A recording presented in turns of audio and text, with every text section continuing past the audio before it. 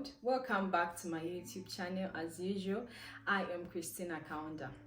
So today we are going to talk about God giving us the solution even before the problem starts. That's right. That's very, very right. I know it might be like, what's going on? Problem, solution before problem.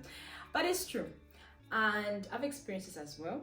Anytime that I'm going through something, eventually trusting God, having faith in God, praying to God, the solution comes. So I'm thinking, did this solution come by surprise to God? Obviously not. God is never surprised about our circumstances. So he knew at some point this solution was going to come. And that is where we are now, because we are struggling, to believe there's a solution. And the reason is that between the genesis of the problem and the coming of the solution, that period is very, very frustrating. Okay, so today we're going to talk about the woman with the issue of blood. I'm sure you've heard about it. If you've not, it's okay, I'll run you through it. I won't read everything, but I'll run you through it. In the previous video, we talked about Jesus going to heal a girl who was sick. Eventually she died and he had to raise her. So from healing, the miracle now changed to raising to the dead. Like, wow, those are Jesus levels.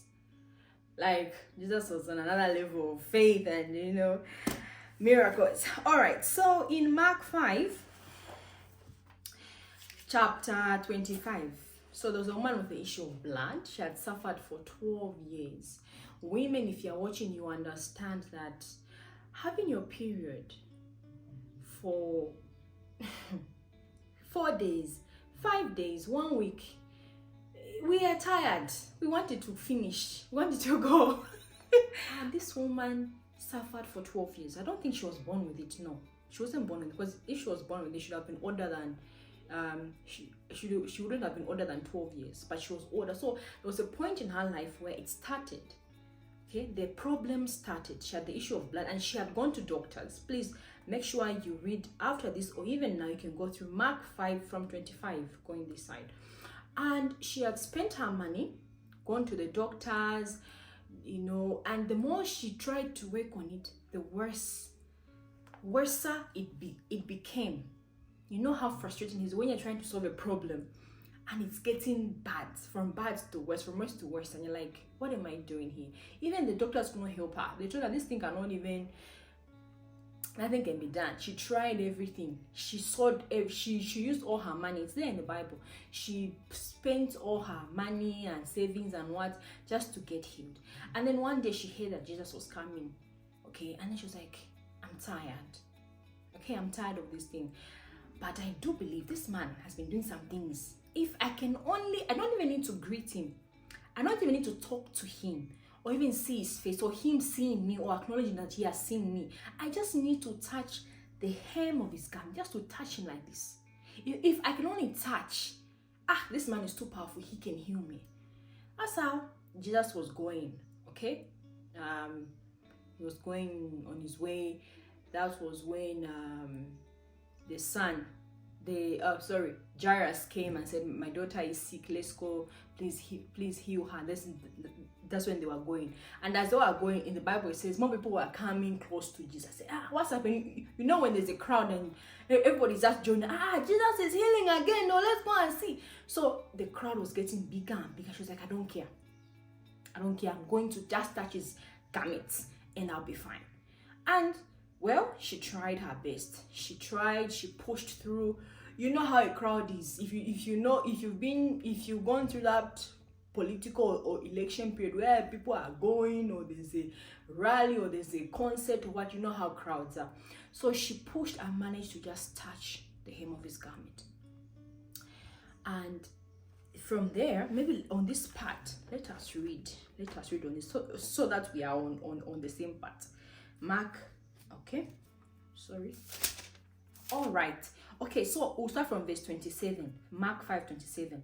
When she heard about Jesus, she came up behind him in the crowd and touched his cloak. Behind him, not in front of him, or behind. So meaning she had pushed many people because people were following him.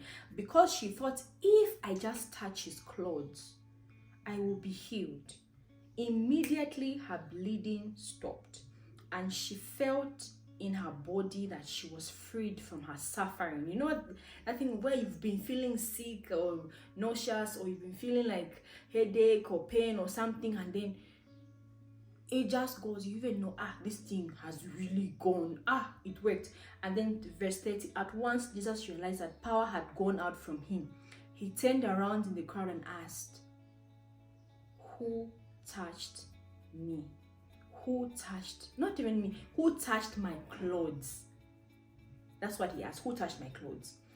You see the people crowding against you, his disciples answered, and yet you can ask, who touched me? Like, even you'll be thinking, all these people crowding, and you're asking who touched you. Like, you see. But Jesus kept looking around to see who had done it. Then the woman, knowing what had happened to her, came and fell at his feet, and trembling with fear told him the whole truth. He said to her, daughter, your faith has healed you. Go in peace and be freed from your suffering. Your faith has healed you. No laying of hands, no anointing oil, no prayer, no what. Your faith has healed you. That's how important faith is. Although today we may not really talk about faith in details, but it's one of the components of when you are waiting for your solution, that faith aspect. If you believe, if only God can say yes, if only God can speak to me, if only God can, and then I'll be okay, then I'll be fine. Okay, that level of faith, we need to attend to that level of faith. Okay, so now after that part, it continued. They kept on going. That's when Jairus' messenger came and said, Jairus, don't trouble the teacher anymore. Your daughter is dead. Where you are coming, she's not sick anymore. She's dead. There's no need. Just tell Jesus to be going back. And Jesus said,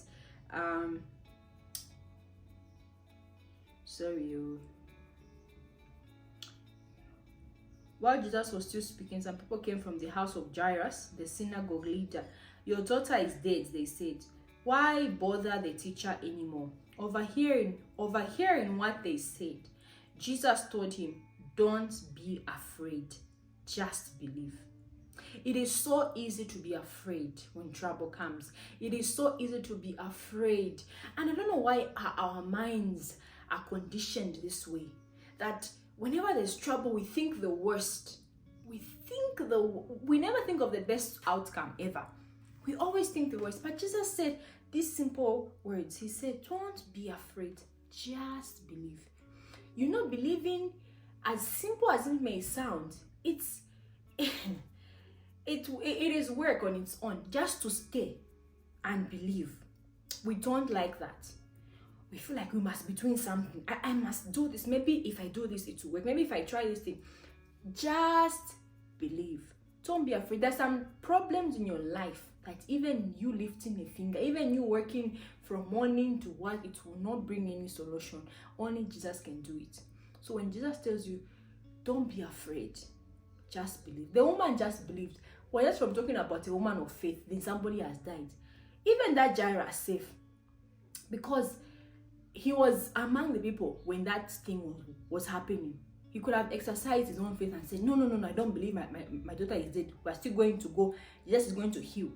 Okay? So faith just happened. Faith just healed somebody, and then they bring more news. And that's what happens in life.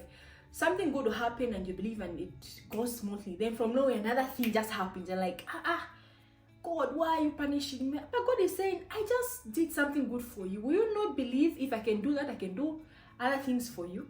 Exactly. So now, fast forward, when they got there and Jesus found them crying and all that, it now became a funeral, from the daughter being sick to a funeral. And he said, she's not sick. She's not dead, she's sleeping. People who are crying started laughing. It's here in the Bible. They started laughing at him. And the child is not dead but asleep, said Jesus. But they laughed at him. Okay. So after that, he went in, he picked his people and said, okay, I want to go with Peter. I think Peter, James, and John, and the mother and the father. Everybody go out. That's what Jesus. And sometimes you need to seclude yourself. You need to just isolate yourself and say, this thing, it is me and God who are going to do it, or it is me and certain people of a level of faith. You know, we talked about iron sharpens iron. You can go and watch that video anyway. Yeah, so at that point, Jesus went in and told the little girl who was dead. He said to her, Talitha cum, which means, little girl, I say to you, get up. Immediately, the girl stood up and began to walk around. Then in brackets, there's something now. This is the part where this is my favorite part. In brackets, they put, she was 12 years old. They could have easily omitted this part, but they put it in brackets and said, people must know about her age. Question is why? The first time I read this thing again was about a decade ago. I was like, oh my God, you are something else. Like, she was 12 years old, and the woman with the issue of blood had suffered for 12 years. So the day this girl was born, the day this girl was born was the day that this problem of the woman with the issue of blood started. That issue, that's when it started. So her solution was in, because Jesus was passing through to go and heal that girl.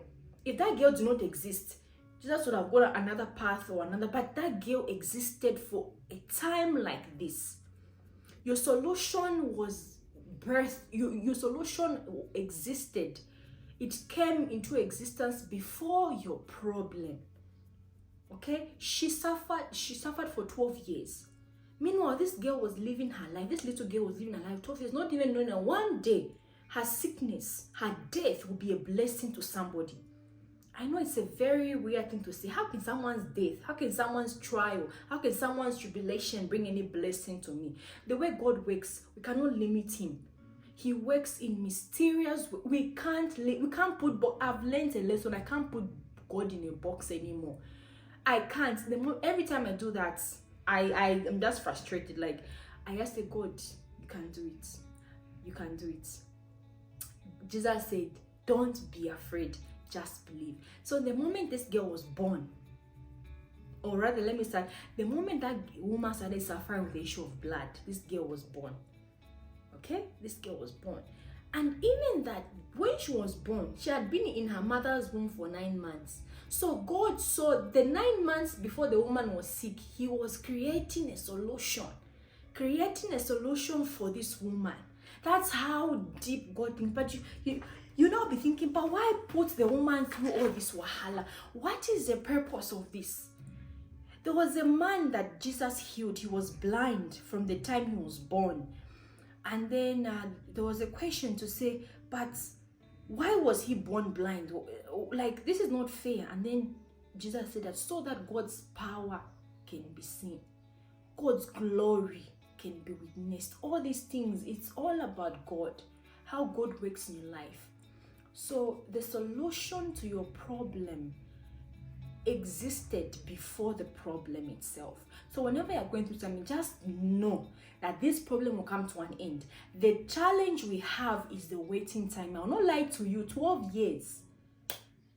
12 years is not something nice. Imagine suffering for with that disease, women, 12 years. It's not really, and being in pain and all that thing. So even me, I'm like, God, no, this one is not for me. But we can't choose all these things. But all we can do is just believe that there's a solution. Okay, there's a solution to everything, to every problem that we have. I have plenty of testimonies. I'm excited to share with you guys. I cannot wait. I can't wait. But for now, please believe that time when she was sick and the solution. What I learned was this woman persevered. She persevered. She did not let the crowd limit her. Don't let circumstances limit you. The habit we fall into when we are going through something for a long time is we take it like it is normal. We take it like, oh, this is what God has chosen for me. Maybe this is my portion. Maybe this is how my life will go like. And you get used 1 year, 2 years, 5 years, 6, 7, 10, 11 years, and like, oh, Jesus is passing. You're like, okay, thank you. and you're seated there on your chair, on your veranda looking, saying, doctors said they could not heal me, they could not do that. And another point, when God tells you to wait, I cannot 100% say go to that to wait for the right time or anything like that. No, but I'm just using it as an example. This woman went to doctors. What happened when she went to doctors? It became worse. So when you are trying to do things on your own that God did not instruct you to do, what happens? Nothing. Also, in fact, things get even you add more problems yourself. Now, this woman had spent her money 12 years. Imagine 12 years. How much money had she spent? Okay, so apart from having the issue of that, obviously she became broke to the extent of where she was desperate to go and touch Jesus' garment and all that. So the more you try to solve your problem, the more the problem becomes too big and you'll be thinking too much is God. Maybe it was just one simple thing.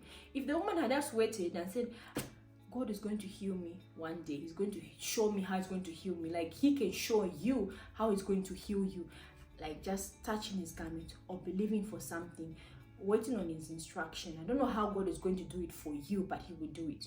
The best thing you can do is ask him, how are you going to do this thing? What should I do? Step by step, step by step. Maybe at that time the woman was staying in another place. Maybe God told her, move, go to the place, go to another town. I'm just assuming, I'm not saying that's what happened. And she moved to the place at the right time when Jesus was there. So if she had stayed there, I don't know what would have happened. Okay, so always listen to God's instructions. How do we listen to God's instructions? We develop a relationship with him to know his voice. The more you spend time with God, the more you know his voice. The same way you know your husband's voice, your friend's voice, or your mother's voice, or what and what, that's how you get to know God's voice. You spend time with him and you begin to realize there's some problems you even stop solving. When you spend time, you'll be like, oh, God told me for this one I should just wait. Oh, God told me for this one I should move. God told me for this one I should give somebody something. Oh, God told me for this one I should just, God will show you the way. So the solution to your problem exists even before the problem, So it just blew my mind 10 years ago that I always think about it, like, wow. So I thought this could be our little Bible tea, or rather our big Bible tea for today. So I'm really, really excited, and I hope this word has really, really blessed something. So do not forget perseverance. Do not give up on those 12 years. Have faith. The length of your problem means nothing to God. 100 years to God is like 1 second. The length of your problem means nothing at all. Okay, so and whatever is dead in your life, whatever looks like this situation, we are used to it. We are so we are used to this, like don't get used to it. Okay, in the Old Testament there's a part where there's a question asked, can these dry bones live? Dry bones came to life for dry bones. So if Jesus can heal the dead, that's it. As in, that's when a situation looks dead. And I don't know why Jesus likes doing this. The moment it gets to the point where you can't do anything, that's when he comes in and solves it. The 11th hour, every time, I'm like, even Lazarus had died. And just for this one, he was actually taking his time. Was it 4 days or what? I can't remember. I have to go and, Lazarus had actually died, and everybody, Jesus, if you had come early, you wouldn't have died. Jesus was not even panicking. And that's another thing. Even in this same one we've read, he never panicked. There was a crowd mourning a little girl. He never panicked. He just said, get up. Because that can actually demotivate you when people around you are telling you, it's dead, the situation is very bad. Don't worry, God will do another one for you. Don't worry. No, don't panic. Jesus said, don't be afraid, just believe. So do not forget, the solution came before the problem. Thank you for watching Bible Tea for today. It's been amazing. I really, really enjoyed. And don't forget to like, to share, to subscribe. Thank you to our new subscribers. We are growing. Thank you so much. And bye for now.